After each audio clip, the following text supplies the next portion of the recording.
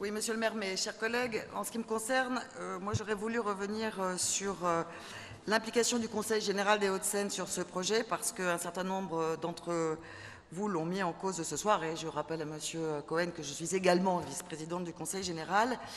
Et je voudrais redire ce qui a déjà été dit, mais il me semble que c'est très important, c'est que le Conseil général a porté sa garantie à hauteur de 30 millions d'euros sur le financement de 110 millions d'euros de la SEM, permettant ainsi une diminution d'autant du montant des garanties apportées par la ville.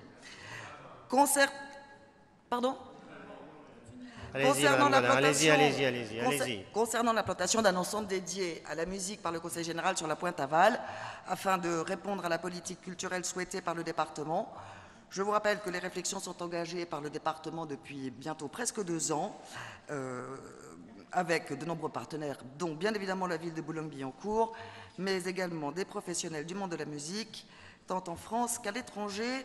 D'ailleurs, 3 délibérations ont été adoptées par le Conseil général en octobre 2009 et janvier et juin 2010.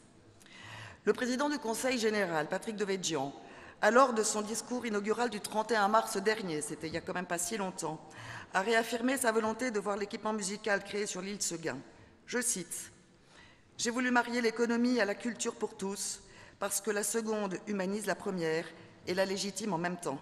C'est l'ambition de la vallée de la culture qui donne à la culture une dimension sociale en mettant la beauté à portée de tous. Cette notion de vallée de la culture a été reprise par le président de la République dans son discours fondateur sur le Grand Paris.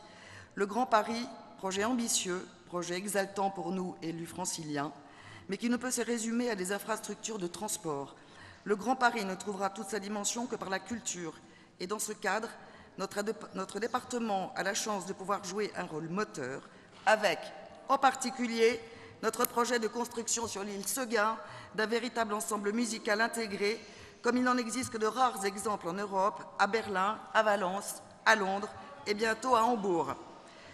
Je vous rappelle également que le budget consacré par le Conseil général à cet équipement s'élève à 150 millions d'euros.